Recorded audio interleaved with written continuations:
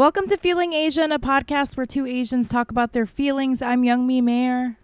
And I'm Brian Park. And we're so excited. We're international now. Wow. We did it. Feeling Asian has gone global. We are a world-renowned podcast now. Yeah, we're talking to a guest who is in Hong Kong, but now I'm like thinking, did we have a guest that was somewhere else, another country before? No. This is the first time. I'm not sure either, but I'm just going in with blind confidence. No. Wow, we're international, Brian. We made it. We've gone global now. Your podcast has really big reach. Wow. Really? Listeners, did you hear that? Yeah. You got a little preview. Well, sorry, should I stop talking? No, I just please. wanted to tell a little story about... Tell us, yeah. There was my friend, like, getting her eyebrows done, and she was talking about, gosh, I love this podcast, Feeling Asian. And the woman doing her eyebrows was like, I love Feeling Asian. What? And I was like, whoa. What? That was in Hong Kong? It was in New York, okay. But I do think that was kind of a random story, though, just between my friend and her eyebrow artist. It just made me think, like, that's really sweet that you could, like, bond about the pod. That's amazing. Wow, I love that's that. so nice. Oh, I love that. Well, cat's out of the bag, listeners. That was, if you heard that third voice, that is our wonderful guest this week. But yeah, I'm going to introduce you, Caitlin. So our guest, listeners, this week is an incredibly talented cartoonist and cultural worker based in Hong Kong. So listeners, give your ears for Caitlin Chan. Hi. Nice to be on the pod. Thanks for having me. We're so excited that you're here. Thanks for doing it. I know you just had like a spate of very illustrious, like world famous guests, like world famous comedians and models and like Pulitzer Prize cartoonists. So thank you for welcoming back the regular average people. Oh, Yeah. please stop it. You're Yeah. being too humble right now. Stop being so That Asian. classic humility. No, it's true. Just gotta like downplay everything you do for the rest of your life. But yeah, thanks for having me, guys. Thanks Well, for it's doing really it. exciting to meet you and talk to you. I know that you and Brian have been doing cartoon collaborations together. What's going on with that? Yeah, I remember I was watching, maybe it was like your first live show, like I was streaming it from here, and I think that there was like a little, like I was like waiting for it to start, and I was like, maybe I should just like reach out to see if like Brian wants to like make a piece together, just because I feel like we kind of have like similar like awkward, like cringe, anxiety, humor. So I was like, what's the worst that can happen? So like I had one tab open with your show, which I was like so excited to stream, and then I had one tab open with like Brian's website, and I was like, I'll just write him an email, like it's fine.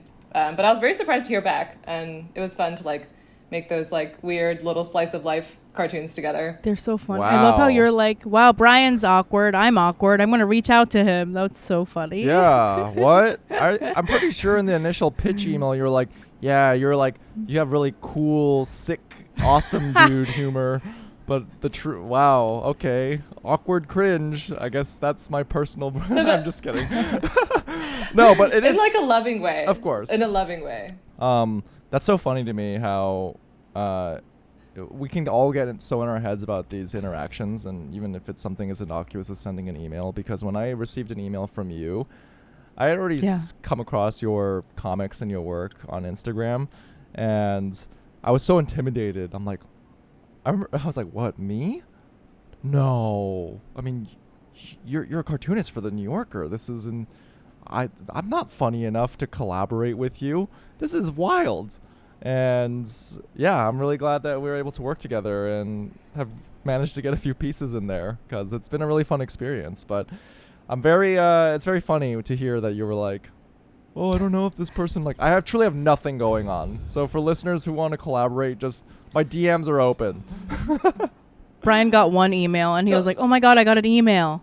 He was so excited. I'm pretty sure I told Young Me.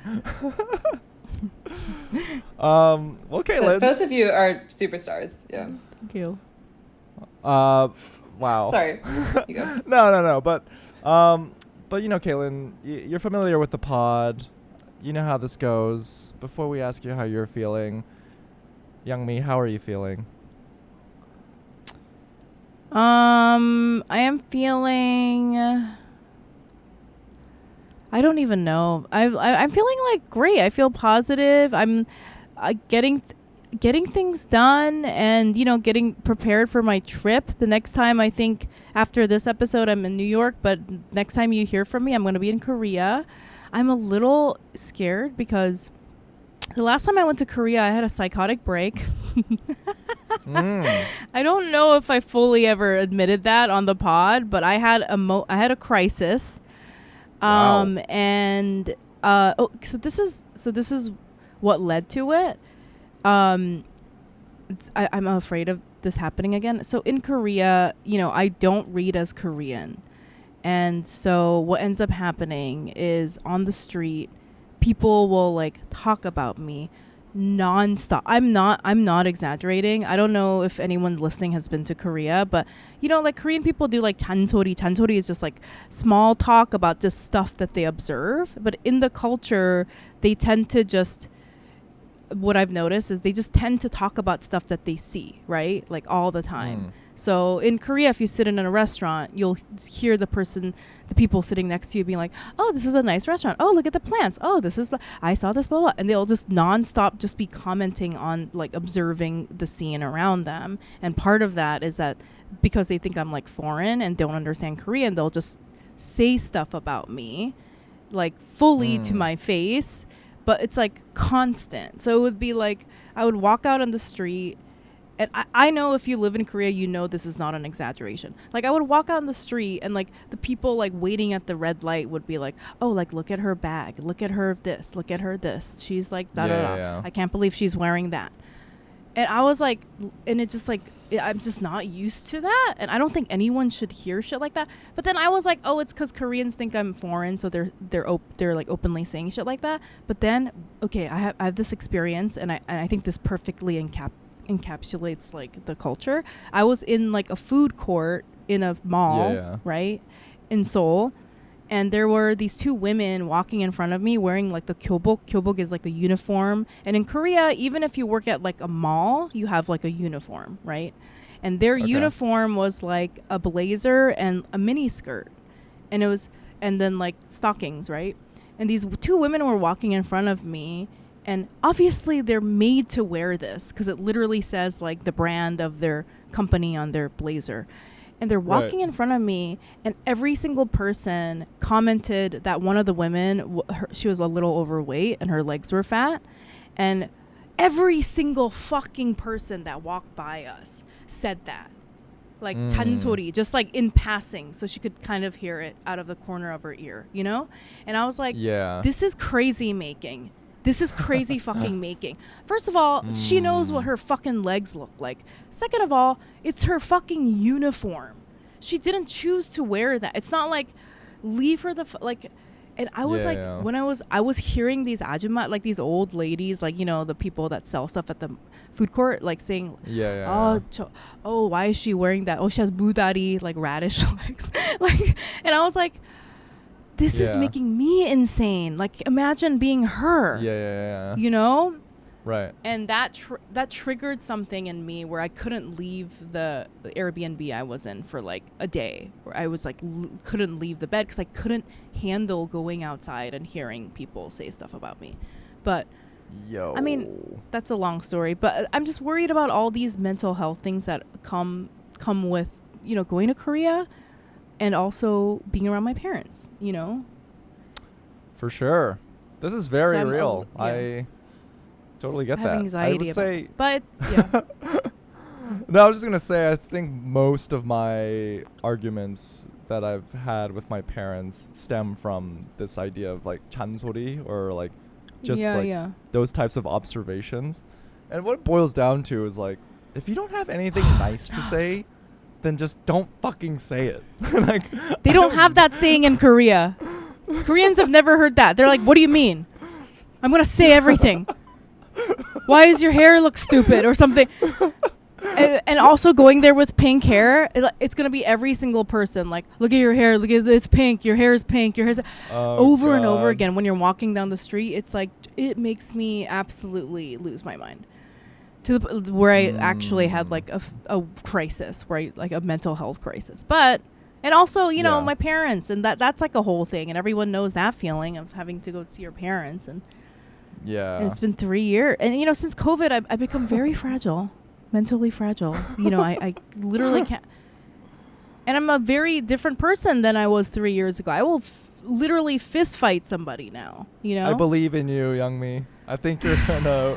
I think you're gonna persevere and win and survive I'm- this trip of I'm just gonna. Yeah, maybe I'm a very different person now. Maybe I'll go there and it won't bother me. I'll be like, haha, I don't give a shit. Who knows? That's how I'm feeling a little anxious about my trip. How about you, Brian? How are you feeling? I'm feeling a bit lizard brain right now. No. I feel like a fucking lizard brain right now. This past week, I've just been doing the same thing every goddamn day, and without much variance. And yeah, I just feel no thoughts. Feel like I'm operating on autopilot right now, because just wake up, pod work on this packet that's due, Ooh, play tennis. when's that due? In 2 weeks. But Nice. Okay. yeah, so You got I've this, just Brian. I'm on autopilot, lizard brain. Yeah. Feeling like, I don't know, it just feels gross and yucky. And you know, I have spoken about how I don't feel as creative, and I was listening to I was a YouTube interview with with a comedian, and he said, because they asked him like, oh, what helps you write? Like, how do you get out of writer's block? And he said, just to like experience new things, because once you fall into routine, like you're on autopilot and you stop noticing shit. And like the key to being like a good comedian is to like make astute observations and like notice things. And so when you don't Like Koreans, exactly. notice everything. Don't let anything slide by without mentioning it.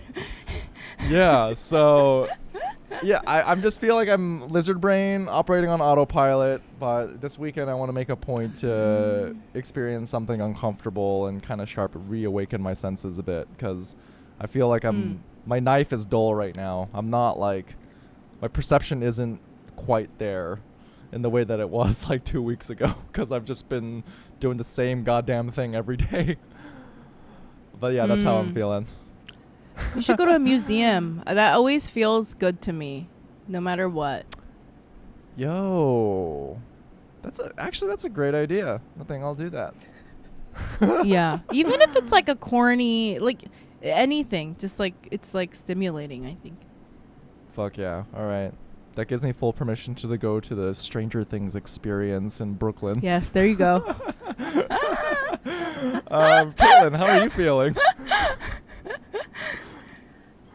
Before I share how I'm feeling, I just want to note that there's like a historical precedent for Head Empty. I was like reading this like poetry anthology, and there was like this beautiful poem, and the writer, she'd written, my head is magnificently empty and my heart is dangerously full. And it was a Russian poet from 1915.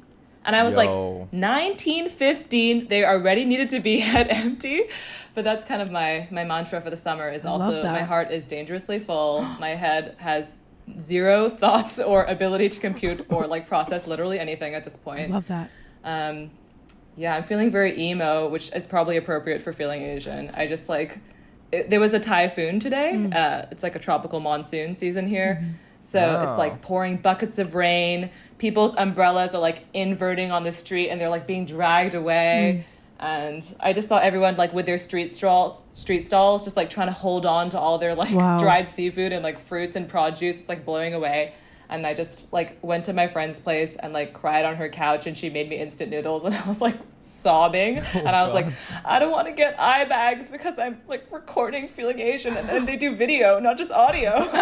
And she was like, it's okay, just like use my concealer. So I've got the concealer, but also no eye bag shame. This is like a safe space to cry if we need to, I think. Don't eye bag shame the listeners. I'm just kidding. I thought eye bags were, that surgery in South Korea where they put fluffy eye bags under your eyes. Brian, have you seen that? Because they think it's cute. No. So you got the sexy eye bags going. Yeah, the fluffy eye bags. Sleepy eyes. No, it's like underneath. They make it like a little. Yeah, like little pockets. They put little fat in underneath your eyes. I don't know. Oh, they want think that? It's cute. Yeah. Oh. It's like deliberate.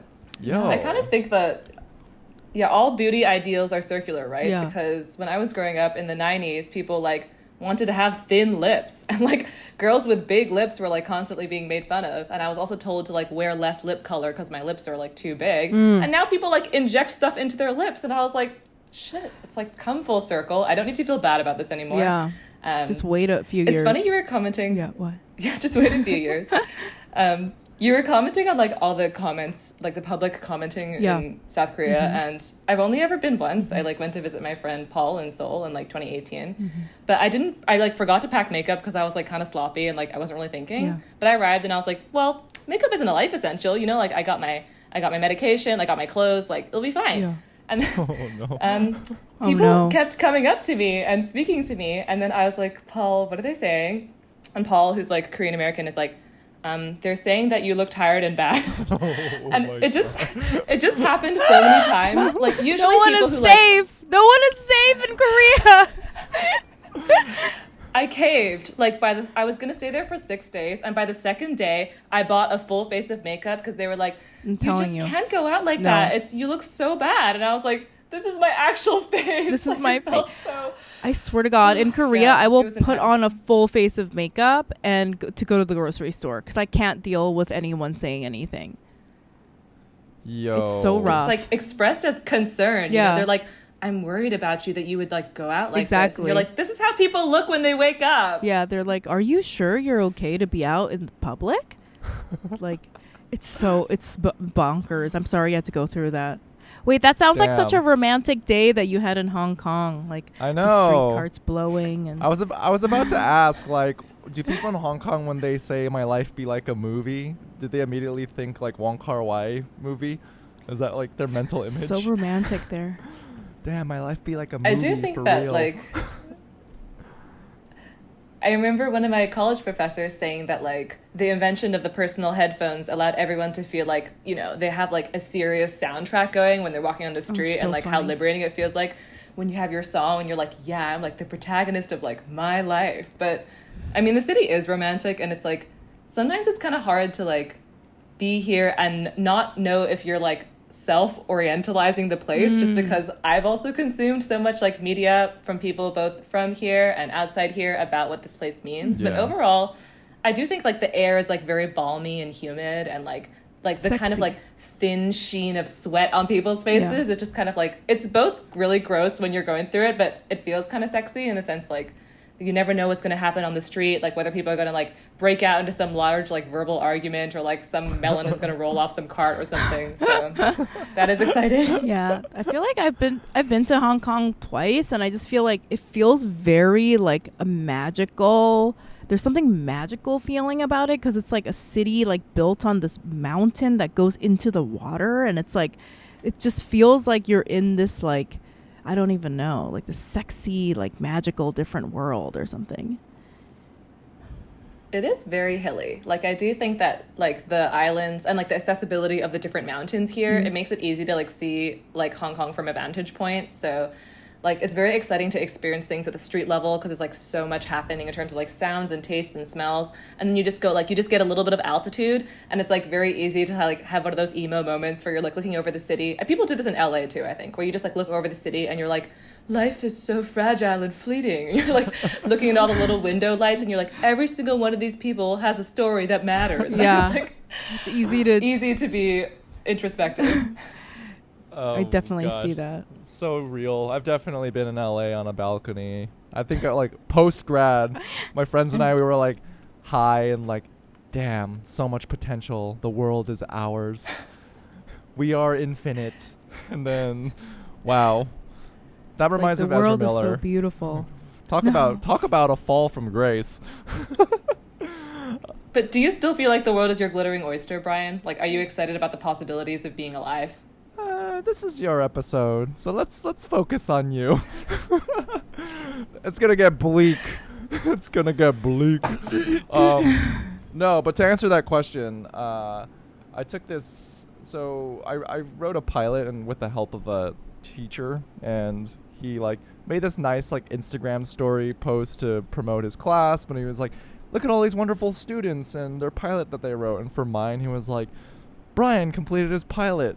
So funny. It's so funny and filled with so much existential dread. Great work, Brian. I was like, Jesus. I'm sensing a theme here. Everyone's like Brian. I like Brian's anxiety. Oh my God. But Caitlin, we spoke up top about this briefly, and I've been very fortunate I feel very lucky that you reached out, and we were able to collaborate on a few New Yorker pieces together. And I know you as like an incredibly talented cartoonist, but for our listeners who may not be familiar with your work, can you speak a little bit about it? I feel as if it's almost cliche to talk about being an Asian person who's like worried about creating or making art because it requires taking up space and like making yourself known. But I definitely had that kind of self-consciousness a lot growing up because I knew that I liked drawing and that I liked expressing myself that way. But in the same way, it's like vulnerable to like sing in front of people or like get up and tell jokes in front of people. I also feel like a lot of self-consciousness when it comes to my work, and like I have a lot of insecurities about it. So I guess after college, like trying to find my way as like an art graduate who is like doing a bit of like art administration as a day job and just thinking about where I wanted my life to go. Yeah. It kind of felt like posting, like similar to Zoe C, I guess, like posting drawings on the internet is kind of a way to connect with people without having to like bare your like body or face or soul in the public eye. I met a lot of people who were like making zines and comics, and then I realized like, I guess because I had done a little bit of formal art training, a lot of my ideas about what makes good art is like nice to look at or like realistic, which are like fine values to have. But then I realized what was actually interesting to me and what was the stuff that I was like buying and reading and collecting was like people who are willing to show like their own like vulnerability or humanness or like rawness or even like grossness. So I was like buying a lot of like Xeroxed like zines from like art book fairs where people are like self-publishing all their own like weird like diary stories and like sharing their like sordid tales about like, I don't know, like sex and work and like things that you're not supposed to talk about. Yeah, that's what I And when I read this work, I was just like, this is unlocking all of the shame inside of us because someone actually dared to say it. Yeah. Like, there's this wonderful artist, Jane Mai, and Jane Mai had this series of comics post-college called Blue Period, and they're all just about, like, really regular, like, stress about having your first few jobs and, like, not finding your way in a city and, like, every little chore feeling, like, so desperate and, like, intense. And seeing, like, her kind of, like, really frenetic sort of scratchy lines and like drawing on like printer paper, I was like, there's something about this that feels immediate and urgent to me. So even though I didn't feel like I was capable of doing it, I'm like, I'm just gonna keep drawing my own little comics, like put them on the internet, sell my little zines, and like I didn't really expect it to go anywhere. But our favorite literary daddy, Alexander Chee, noticed my work when it was published online. Wow. Yeah, really? and he like gave me my first ever commission after college. So to actually hear from someone whose work I really liked, and when he was like, hey, like, would you like to like do a drawing like for me, and I'll commission you to make a drawing about like his book which had just come out, like how to write an autobiographical Oh novel. my God, I didn't know this. So that was kind of, it was kind of like my first start into starting to do like commission illustrations. And then the release of that comic, which was called Deep End, and it was in Asian American Writers Workshop's online magazine, The Margins, led to a literary agent contacting me, which led to me making my first book, which is coming out next year. Oh my so it was like gosh. a 5-year process. But every single step along the way, Asians. It was all Asian people, like looking out for me, uplifting me, reading my work. And I'm not saying like whatever, all Asian people are perfect, but I just appreciated like that there was like this mutual reciprocity where it's like, hey, like we care about each other, we're looking out for each other, we want to give each other opportunities. Like instead love of like that. pulling up the ladder under us, why can't we just like drop the ladder for everyone and like always like shout out and support each other? I love that. Because like we're living in this renaissance now of like so many Asian creators across art, comedy, music, actually like getting to have opportunities and be visible and be expressive and be appreciated. And I didn't get to see a lot of that growing up. So I'm just thinking like, how lucky are we in this moment in time to actually have any kind of like platform or I don't know. It feels special. And so but that's just like kind of a brief intro. And so thankful for the people, like you said, that don't pull the ladder up behind them. I have this thing, and it's like one of my like core values, I think, when I think of people and who I want to surround myself with. But if I see that kind of behavior in somebody, I will never ever like be friends with them. Because like, you know, like even if somebody's like on my level or whatever, and I see them being shitty to other people that are up and coming, that to me is like such a red flag in a human being, you know? It's just like, so yeah, I love hearing that. That's like really inspiring that happened. And it was like other Asian people in the community, you know, like giving you opportunities. It's really interesting. So I was going to say, it's really interesting to hear, I guess, what you described as your like artistic evolution and how going to these art book fairs and reading these zines kind of like expanded your definition or like ideas of like, oh, this is what the kind of art that I want to make, because that's how I would describe the work that you make. Like oftentimes when I scroll through your comics on Instagram, I feel this, it feels cathartic because I can relate to a lot of the feelings that you're sharing, but you're not afraid. What I like so much about your work is that you're not afraid to be vulnerable and expose these like imperfect feelings, especially surrounding like mental health.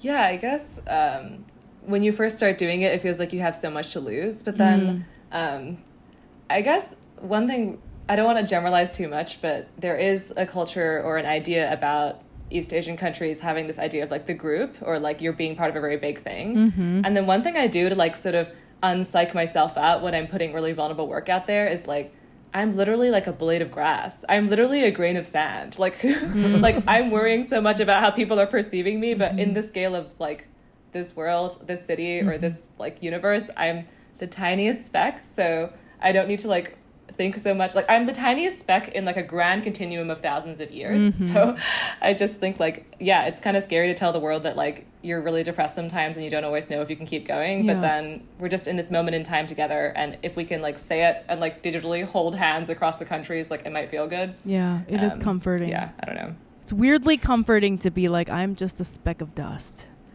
I definitely know what you mean. Or yeah, it's like sort of that balance of like trying to remember like hold the two truths in your life at the same time, that like that you are loved and cherished and people really care about you and you're like valuable on this earth, but also like we are like exist on this earth in the continuum of time for like 1 second and then we're gone. So I love trying to make the most of it and like let go of the stress is good. Yeah, hold the two beliefs at the same time. I am the, what's that like meme? It's like, I am the hottest person in the world. I am ugly and no one will ever love me. Like those are my two truths. I love the meme of like the guy looking at the bus. Like there's one person on the bus with the good view and like the rocky view. I love that one. The pinnacle of everything. Time. Yes, at the same time. Yes. You look at the rocks or you look at the sun. Yeah, there you go. Yeah. But you know, I was really excited to have you on this podcast because over the course of working together, oftentimes I feel that our creative process is like 10 minutes of actual work and then 50 minutes of just like kind of complaining about the state of the world and like the frustrations of just creative work. And so, you know, when we ask our listeners, when we ask our guests to be on the pod, we often, you know, we'll be like, oh, are there any things on the forefront of your mind that you really want to talk about and get out on the episode? And Caitlin, you delivered. You have a lot of things that you want to talk about, and for good reason, because they're all great topics. But you know, you mentioned that you wanted to unpack the idea that the U.S. is the literary/film/contemporary art center of the world. feel like you got some hot takes here. Where is this? Is this a sense of like I'm already frustration? excited. I want to hear. What's Yeah, I going want to on? hear what you got to say. Let's dive into it. We were just talking about like the importance of holding two truths, Mm-hmm. and I think that like one truth we can hold is like a lot of really important, amazing cultural things come out of the U.S. Mm-hmm. And also like American people are not the only people who like creatively express themselves in this world. Wait, And, what? like, Really? Yeah. I don't know, like this idea that like it would be helpful to, you know, like read literature in translation so you know about like other kinds of cultural values. Or like when Bong Joon-ho was like talking about if you can overcome the 1-inch subtitles, like what worlds could you unlock by watching movies not in English? Yeah. And I mean, I was really surprised about that discourse around that speech he made, because I kind of thought that the discourse was going to be like, of course, yes, like appreciating world cinema is how we literally, because like I'm trying to think of like what are the two most popular arts in the world. It's probably like music and movies, Yeah. like the most widely consumed. Yeah. And then I feel like movies are a great way to like have a 1 or 2 hours where you like get into the interior life of someone who's totally different from you, and like that's what's exciting, is like they're not the same as you. But then it felt like a lot of the like response to that speech was like, but I hate subtitles. And I'm like, but so many of us who are like bicultural or Yeah. like from diasporic like cultures, like you have to negotiate multiple languages in your daily life. Yeah. So like the idea that you ever have to like not be in a totally comfortable space linguistically all the time is like not that unfamiliar to me. So Yeah. I just kind of feel like it's helpful to also like be, if you like, I know not everyone has the capacity, but like just expanding like one's media diet to like also consider all the kinds of different like publishing and things that are happening, and like music that's being made just like outside of like one country in the world. It's like it really is edifying, because then it starts to make you realize like, oh, maybe there's like certain cultural values that I've always thought like were literally the only way to live. Yes, And you just meet like one other person exactly, who yes. does life differently. Yep. And you're like, oh my goodness, like there are multiple valid ways to approach like family, society, like Yeah. one's relationship to the world. And I don't want there to just be like one. I think that's a ridiculous idea. I think what you said is so important, because like other cultures in the world, you're sort of expected to at some point read subtitles, because no one's going to speak your language. And so you're toggling back between different cultures and picking up information from different cultures. And in that way, you're way more cultured than most Americans, who literally never have to do that. Like when I moved here, it was so jarring for me to meet people that live in like New York City, and they're like, well, I'm a liberal, I'm open-minded. I'm like, you've literally never seen another way of life, because you've never gone outside of American media. Or they'll watch like one French film in college or something, and then I'm like, Yeah. do you realize that people in the world do that every single day? Like people in Malaysia are watching like Korean shows, and like people in like India are watching like American show. Like the rest of the world has to do that constantly. So we're picking up so Right. much more cultural information. But the other I think interesting thing is that there's if other things pop off in the world, there is very much this American feeling of ignoring it, or being condescending towards it. Like the K-pop thing in America is bonkers. Americans, for the life of them, will never admit that it's like blowing the fuck up. It's like so big, and they'll never be like, no, everyone loves Katy Perry, right? And it's like, and it's so nuts how they're like they're like looking away from it in this country. And I feel like it's like propaganda. It's on purpose. Oh, for sure. That's my- I often feel that. I mean, you conspiracy. see it in the Oscars too, like just the categorizations of what gets nominated for Best Picture versus what gets nominated for Best Foreign Film. And I think even with Yeah. like Minari, like it didn't have enough English in it, so therefore it doesn't qualify for like Best Picture.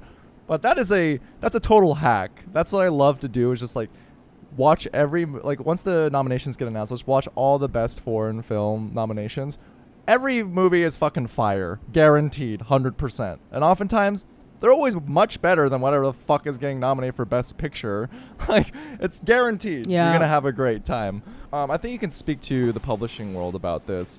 I'm kind of curious, like, you have a book coming out, and did you experience any sort of these like biases when receiving creative feedback? Because I'm assuming that the public, I don't know, like, is your publishing house based in America? And like you're an artist working in Hong Kong, so is there like sort of their sensibility? Like, were they like trying to push that onto you in any way? I feel very fortunate because my publisher, which is Abrams Books, and they have like a sort of a line or collection like that's under Abrams that's being curated by Mariko Tamaki, who's a very amazing Japanese-Canadian writer and whose comics I love. And because she was kind of overseeing this series, I definitely felt, so even though it was an American publishing house, there was like a real sensitivity to the fact that like my entire graphic novel takes place in Asia and has like, 12 Asian characters. And like, I remember feeling like quite nervous about it because also worrying that like there were all these things that I wanted to specifically include, like multiple languages in the book or certain kinds of cultural things that I didn't want to explain, like a lot of panels to do with like a kind of silence, because some other comic like scholars have made this point before. Like it's a very broad generalization, but some comic scholars have posited that American comics have a lot to do with what's happening and like the event, whereas like a lot of Japanese comics have a lot to do with the journey and like the sort of introspective like interior narration and like what's happening in between. Like in between and like interior spaces is like where a lot of interesting narratives can also unfold, and not just like a kind of big bang fizz like major event. So I felt like lucky that like in terms of like the interior art for the kind of stories I wanted to tell, there is like a lot of slowness and like a lot of silence, and I was worried that might be off-putting because like I read a lot of like English comments about Asian movies online, and people are also like, nothing happens, or like it's really slow. Yeah. And that's kind of something I'm interested in art, because I kind of feel like there's like real beauty and value to actually like being attuned to like the world around you and like feeling like you're part of it, instead of being like, I'm on my mission to like conquer and like do things, which is like a perfectly valid narrative that I feel is technically overrepresented in comics. So I do feel like I had the fortunate experience of getting to work with like a really supportive team with like different queer people and some people of color. So it was just good to like have my experiences affirmed in that way and not feel like I was like self-tokenizing, which is like something I think I've definitely done before, where I think it's hard to ask young creators not to like notice the demands of the market. And the demands of the market are such that like young people or all kinds of people who are trying to make it are like putting really vulnerable, hard experiences about their own trauma or like maybe race stuff out there because they think like people love to consume our pain. And like that's kind of true, but also I'm worried that it's becoming this vicious cycle of like, okay, certain things get certain clicks and certain engagement, so we basically only ask people to speak when like their people are being like murdered or something. Like that's something that Ocean Vuong has talked about. So I feel like very mindful about like Ocean Vuong has always said like, I don't want to take people on a safari. He's like, Vietnamese culture is not foreign to me, like, so he doesn't feel like a need to explain and sort of be like a 101. And I feel like that's something I'm always trying to make sure that I'm also like not overcompensating or like over apologizing for, when it's like, just because my default view is of a place that like not everyone in the world has heard of or knows about, it doesn't mean that I have to like apologize for existing, you know? Oh, that's such an interesting way to put it. I don't want to take you on a safari. Like you're like, oh, look at the lions. This is weird. Like that sort of, that's like a great way. Oh, you know what you said reminded me of when we were talking to Eric Kim, the cookbook, the author. He said the first episode he did, he talked about how it's so popular now to have like a cookbook or like a article about food that involves like family trauma, because people are trying to buy articles like that. And so I remember him being like, if you're a new writer, it's very like seductive to want to write about the worst thing that's ever happened to you, or your immigrant parents, like what they had to go through, and you want to write that as like your first thing because that's very marketable. But his advice was like, maybe you have to wait a little bit to like have some like experience under your wing, and then you learn how to express yourself in a more authentic way, and then you can tackle those big things. Like he gave advice like not to sell that story right off the bat, which I thought was really interesting. It's good advice, because I think there's a lot of anxiety around accomplishing things by a certain age. Yeah. It's definitely just like ageism plus capitalism equals like those lists. Yeah. So I think that a lot of people feel incentivized to be like, if I don't have a certain kind of bio with certain bylines or like things checked by the time I'm X age, like Right, I'm going right. to be whatever. When the truth is, like, the most interesting people in the world are the Yeah. ones who've had time to like think through how they want to present themselves.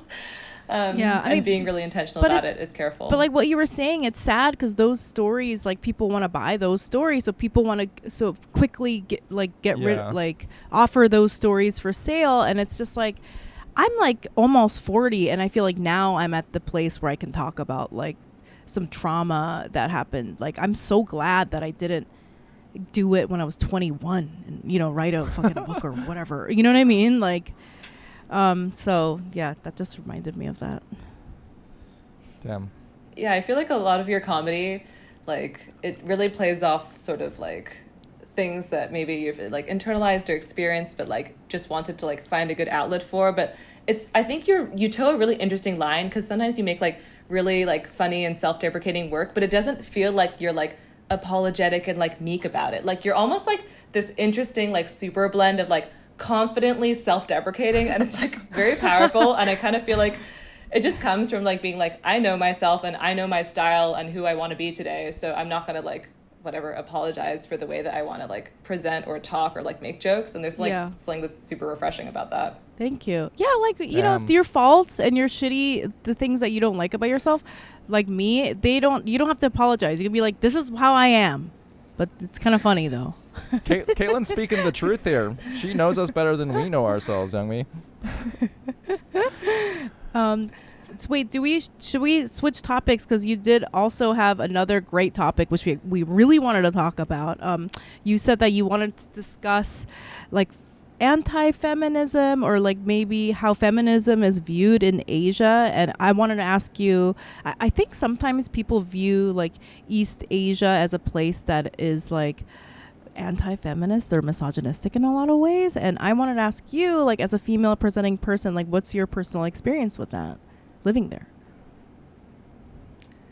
Yeah, I'm just one tiny individual, but one thing I've sort of like, just because I feel like I definitely like don't know about every single Asian country, like every time I think about how big this continent is and how many different kinds of cultures there are in like Southeast Asia, South Asia, Central Asia, Right. I guess I feel like I'm really speaking to like a East Asian experience, because I'm from Hong Kong and like I studied East Asian studies, so like that's more of an area that I feel like competent talking about a little bit. Yeah. But I feel like there's interesting contradictions here, in the sense that like, of course it's very easy to look at certain kinds of statistics or ways that things operate here and be like, oh, those are very like entrenched patriarchal values that are like very Confucian and about respect, especially for a patriarch, which is true. Yeah. And like it does exist. It exists in every workplace. It exists in almost every family. Like we can't deny that that exists. Right.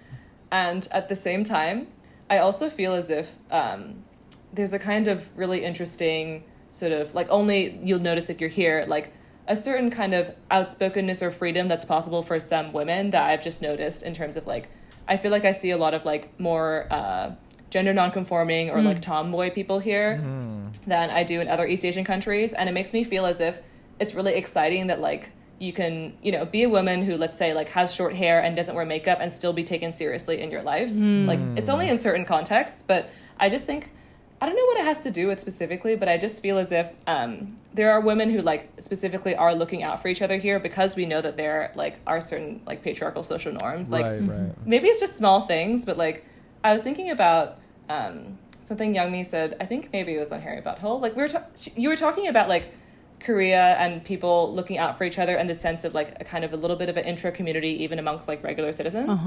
And it got me think, like that thought that you shared just made me reflect about all these times that I felt like people were looking out for me, where like there's been times where I've like been crying a lot on public transport, like by myself, and there'll be a woman who just like slides me like a tissue packet on the chair, like doesn't say anything, but it's like, I got you, like here's a pack of tissues. Or I like go to the swimming pool to like exercise, and like sometimes elderly women come up to me in the changing room, and because like I'm Asian, I always think they're like gonna scold me, and I'm like, oh my god, like getting ready for like a roasting.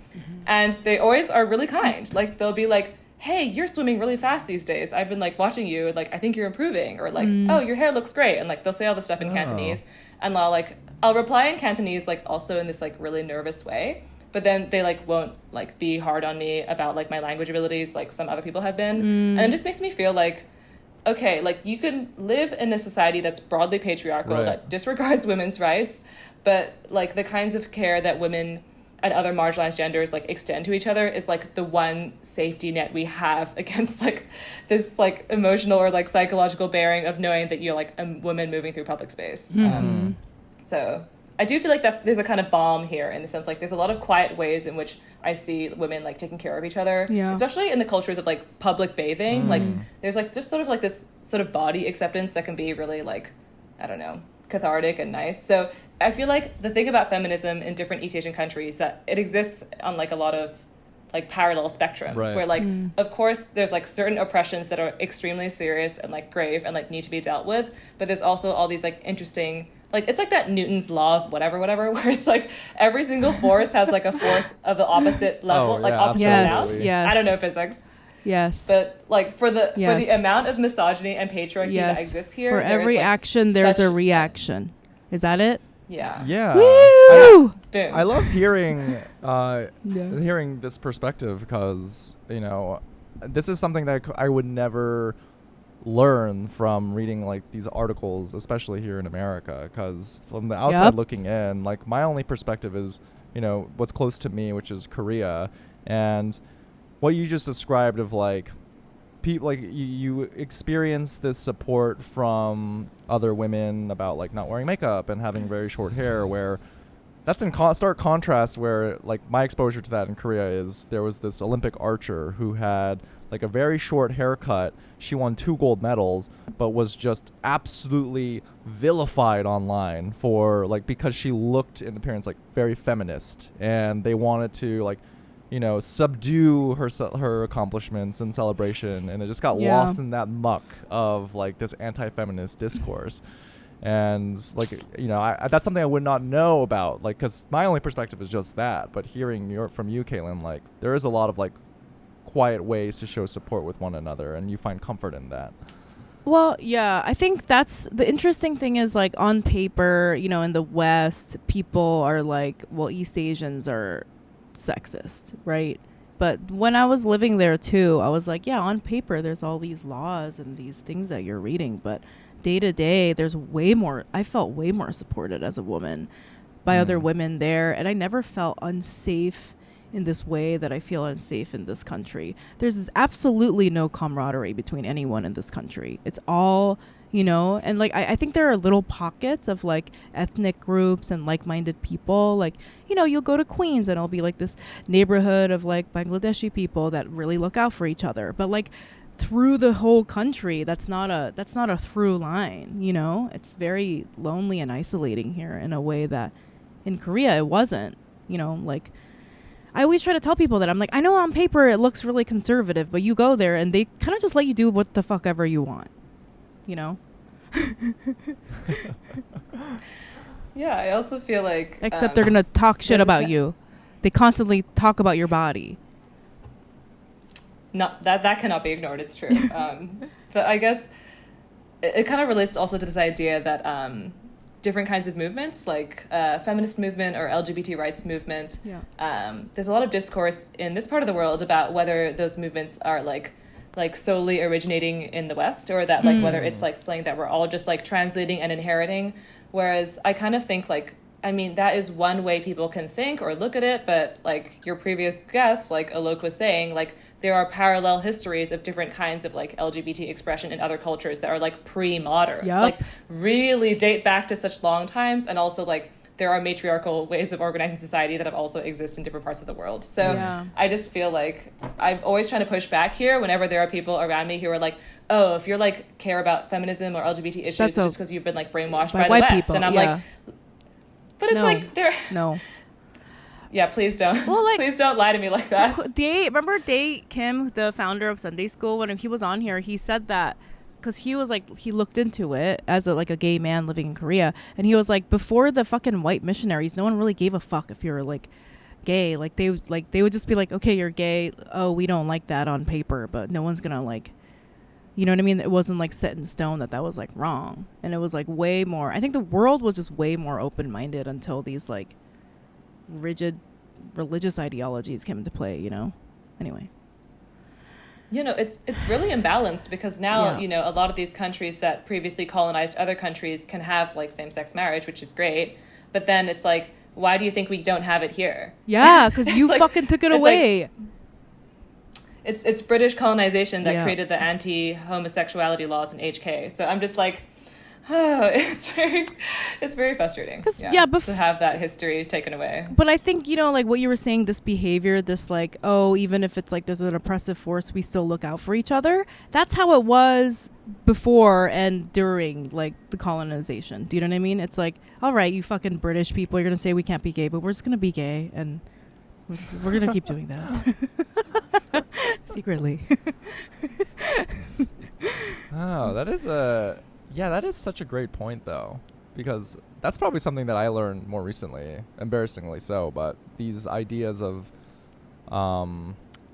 you know, like being anti-gay in Korea or like East Asia at large, I oftentimes just, rather than thinking about the historical implications of colonization and how those rules were established by the colonizers, it was more, I'm like, oh, well, that's just Confucianist ideology, and it's like, that's just the way it is. It's more patriarchal, of course, like, yeah, but I'm realizing that that's totally misguided. Oh my God. There's just a... Oh, no, go on. Oh, Youngmi, you're saying? There was just a lot of, documented same-gender relationships Yep. in East Asian history. Right. I was going to say. Once you read all that yeah. stuff, you're like, dang, Dang, okay. I didn't know. It's awesome. I was gonna say I went to Yeah. a sex museum in Korea, and I was like, I thought it was just like a fun like the dildos, but it was like an ancient history of sex in Asia museum with ancient artifacts, and there was so much cool. gay porn. I'm telling y'all. To fucking from like China and Korea and Japan, so like from 1100, they have been gay. We have been gay in Asia, like Americans being like, did you hear about like non-gender? I'm like, we already know. Okay, you took that away from us. Don't act like you're introducing something to us. I saw a bronze dildo from like 600 years ago. It was a DP dildo, Wait. a DP dildo. Both, you know, double penetration. We've been that sounds on like- this shit. That sounds like an amazing museum visit. It kind of reminds me of like, there's one time where I was living in Tokyo and I was going to an exhibition of shunga. I'm not sure if I'm saying it right, but it's just erotic and sexual Japanese ukiyo-e woodblock prints. And it was kind of a major exhibition because it was like returning a lot of these works because, you know, a lot of Japanese ukiyo-e prints were stolen and taken to the US. So it was like a really big deal, like, oh, the prints are coming home and like they're really sexy. And I remember going and it was housed in this like very historical building. And because I went on a weekday, because I was a college student, I was just looking at all this like really intense like pre-modern or modern pornography with a bunch of like elderly retirees. And they all had their like hats and glasses and umbrellas and were like looking at these like octopus sex prints, and I was like, we are so cultured, like just a bunch of adults looking at art together. It's like yes. ancient porn. This one's good. I like this one. Yeah, That's I so gotta go to a funny. museum this weekend. Which one is that, Youngmi? No, that was in Korea. That was when I was living in Korea. But Yep. there's a museum of sex in New York. Oh, but I don't. Oh, do you think they're I gonna have haven't- ancient Asian porn? No, I don't think so. I Mm. think it's like a SpawnCon modern building for sex toys. Yeah, Which, it's you like know, an Instagrammy place. No I hate. think. No hate. But yeah, maybe part of it is just, yeah, living here in America, I just drink too much of the Kool-Aid because you hear this narrative of like all these girl bosses killing it in Silicon Valley. And I drink the Kool-Aid, I'm like, yep, America, we fucking rule. Look how progressive we are with all our girl bosses. Everyone else is lagging behind. Yeah. But isn't it funny that we finally circled back in the culture to be at a place where we can now see like, okay, like a few exceptional girl bosses doesn't like negate the material conditions for most women in the US. Yeah. Like, I feel like it took us like a whole Yeah, yeah. decade to be like, some women being CEOs does not always help women who are like living at a minimum wage and having to face like double work of their jobs and domestic labor. Like, oh no, What? like, it's just such a crisis, but it feels like, I guess because a lot of things are like easily co-opted by like branding and capitalism, where Yeah. it's like if one person can shine, it's like the model minority diff. If one person can shine, it's like, oh, we're finished with whatever issue this person We're done. represents. It's like We did it. We solved yeah, not sure about misogyny. One rich woman that was born into wealth now owns a company where she sells plastic earrings. Women are But- are equals now. Yeah, it is. But the irony is that a lot of those like girl boss companies that became the face of like the feminist movement in America are like defunct now, because I think you mentioned this, Youngmi, where I think it was Angela. It was like a Bell Hooks quote, like you can't build a house using the master's tools. What Yeah. You can't dismantle the master's house Right. using the master's tools. But somebody very famous said that, and I don't know who. I forgot who I it just was. totally botched it. But It's Audre Lorde. Okay. Audre Lorde, there Audre- we go. Thank you. Well, I said, I was quoting Bell Hooks through Youngmi, through Angela, through our podcast, and then we I ended named at all Audre these Lorde. people that might have said that. And none of them said that. No, but there are a lot of those companies are defunct now because they're basically just exercising the same shitty, misogynistic, practices that these companies were founded on. But it's like, but I'm a woman, so it's feminist. And then it comes out like 10 years later, like, no, a lot of these working conditions are horrible and manipulative. And yeah, now a lot of them are defunct. So it's we've come back full circle. Yeah, I think that's the biggest criticism of like white feminism, right? Because Oh, for they're sure. colonizers, so they just repeat what the white men do, versus feminism in other countries doesn't exactly look like that. It looks like the old lady at the swimming pool saying that your hair looks nice. That's what Asian feminism looks like, everyone.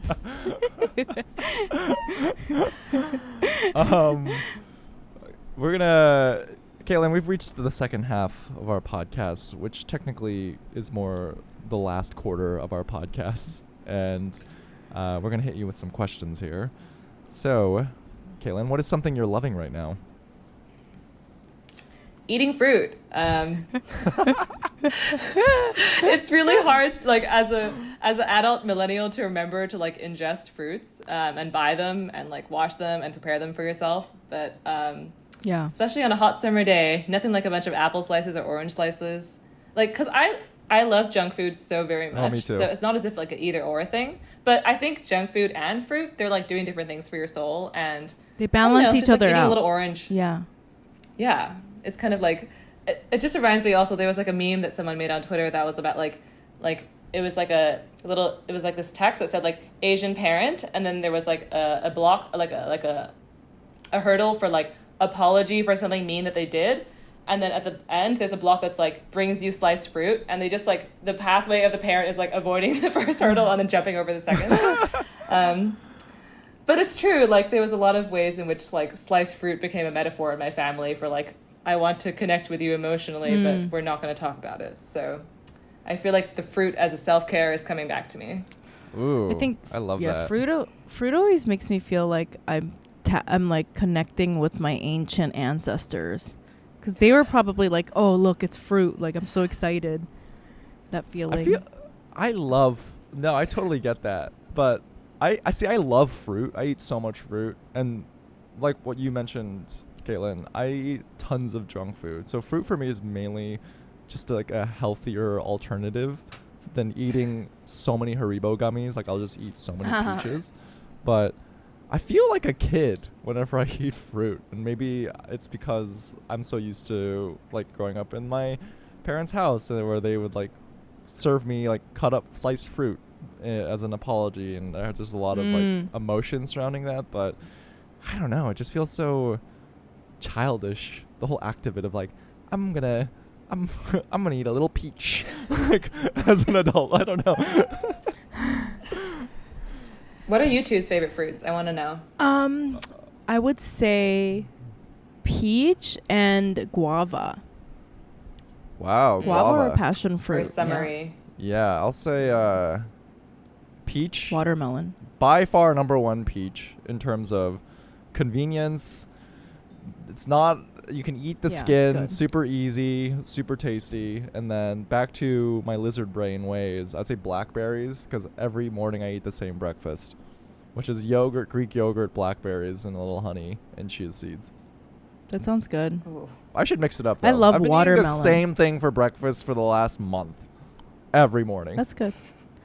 I don't think it's good. Seems like you like routine. You know what my thing is? My most favorite thing though, like that elevates fruit. It's like if you eat it like the Mexican way with like tagine and chamoy. Have you?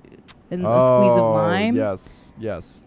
I will eat anything. You put that on any fruit, I will eat the shit out of it. Oh my god, it's so good. Wait, have either of you tried? That sounds really yummy. Have either of you tried those expensive Asian fruits? Like those Like in $40 Japan? strawberries? Yes, I have. Or those like I have. $100 mangoes? Have Are you? they good? Are they good? No, I've never tried. Are they good? Okay, we just got a I thumbs have. up from Caitlin.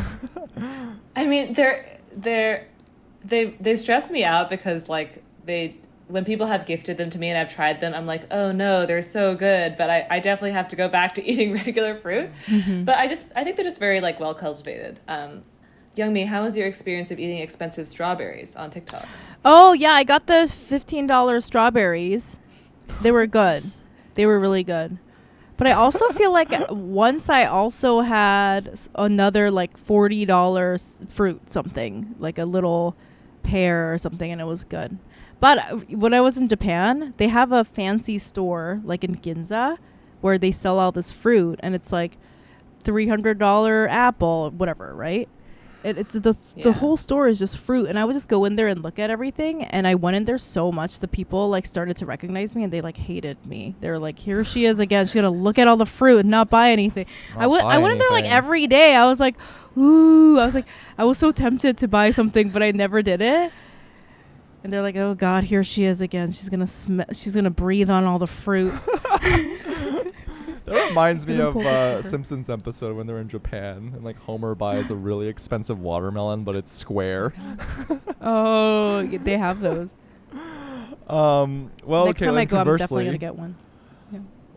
what's something you're hating right now? It's a very petty thing to say, but there's a lot of torrential downpour here, like rain. And in the summer, because it's really hot, it's like 30 degrees Celsius, you want to wear open-toed shoes. Yeah. But then your shoes are filled with rain all the time. Oh.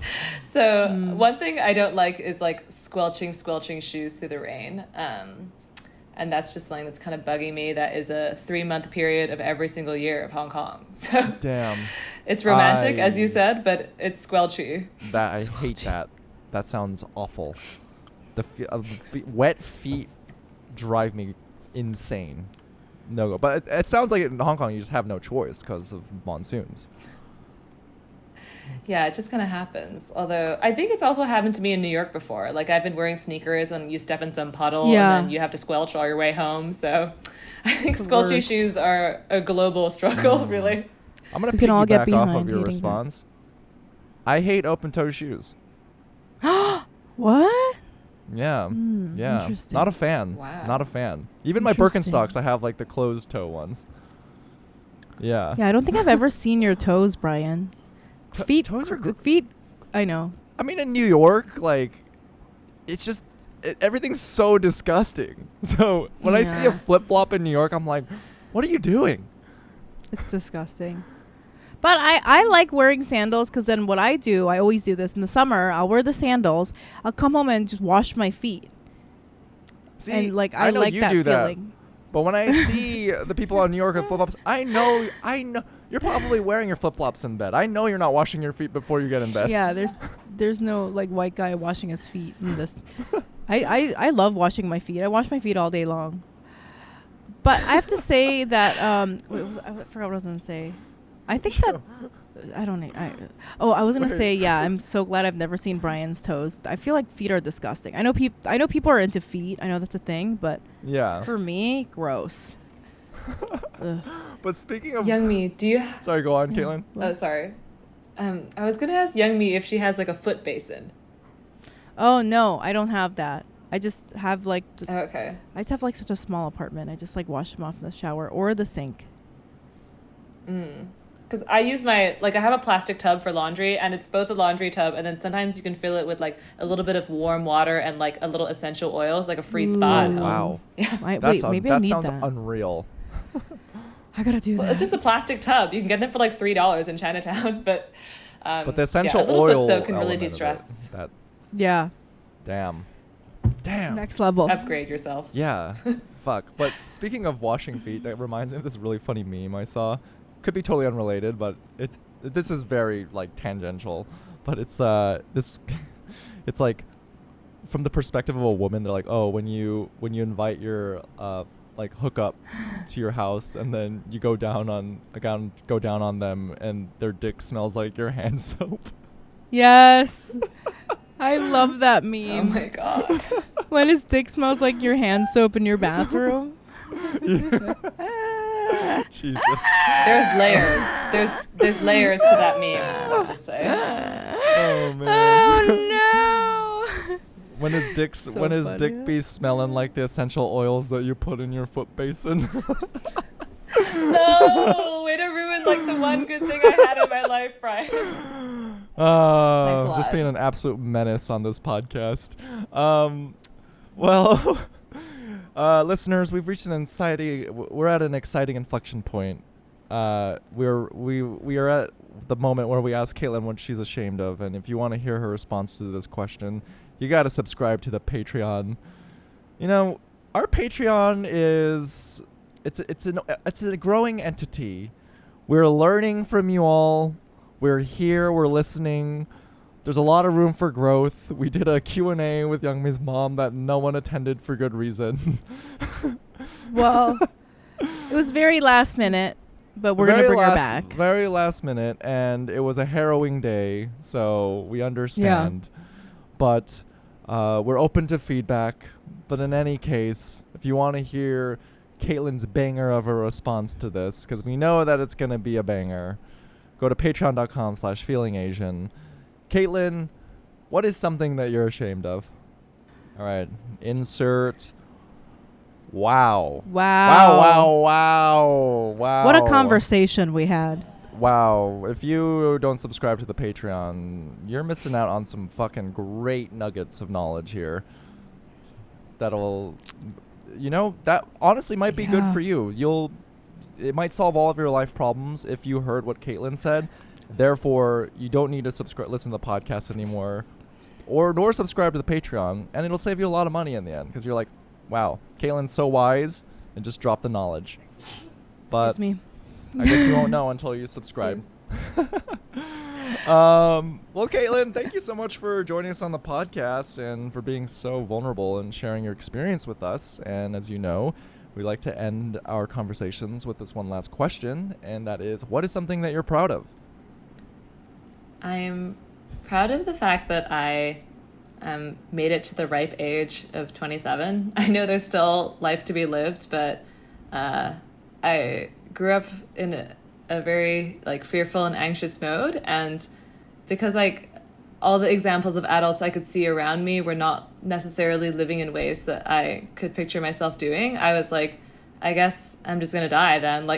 It sounds really dramatic, but I think that the more I read about it, the more I realize that mental health issues can be pretty common in certain communities, many of which I am a part of. So I think that, I don't know, I didn't actually expect to make it to my age, which is why I'm not very good at making 5 or 10 year plans, because I don't always know or think I'm going to make it. But I'm just proud that I'm still trucking along, even though I'm not necessarily the person I want to be yet. I'm also well, it's sometimes just fun to see how the movie of your life is going to turn out, especially because I feel like I know a lot of people whose lives I am excited about, so I want to see how their lives turn out too. So just staying alive is something that I think can be hard, and I'm proud of it.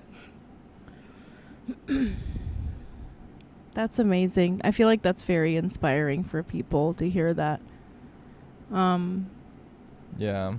It's probably I need to hear that. I'm obsessed with the future to the point where I don't appreciate staying alive and being in the moment. But yeah, it's true. sometimes you don't know how life will end up, but just enjoy being in the movie and enjoy the ride. And also, I like the optimism of I know I have a lot of great people in my life too, and I want to be alive to see how their movies turn out. Yeah, I guess it's kind of scary because it's like the scariest and most exciting thing about life is you don't know how much time you're going to get. So Right. I don't know. It could end tomorrow. It could end 80 YOLO. years. So hopefully it'll be exciting. Back to the theme of YOLO. Yes. Yeah. No, that is it is that what you said is what you just said right now is quite prescient, because there was a comedian who I never met, but I really admired their work because I saw them on late night television, and his name was Nick Nemiroff, but he passed away quite suddenly recently, and yeah, totally like same thing. I'm like, fuck, life is so fleeting, and Yeah. it's just fucking crazy, and you don't know when it'll come to an end. It can be so unpredictable at times. So like you said, YOLO. Was that Audre Lorde who said YOLO? Audre Lorde, YOLO. Audre Lorde? No, I think that was Bell Hooks, actually. Bell Hooks said YOLO. Somebody said it. Well, Caitlin, thank you so much for joining us. And where can our listeners find you on social media? My handle is at Caitlin M. Chan. Thanks for having me. This was a lot of fun, guys. And where can our listeners find you online, Youngmi? YM Mayor and Young Me Mayor on TikTok. How about you, Brian? You guys can find me at It's Brian Park. Follow the podcast at Feeling Asian Podcast. Check out our Patreon. Leave us a review. It really helps. And yeah, thanks for listening, and we hope to see you all here next week. Bye, everyone.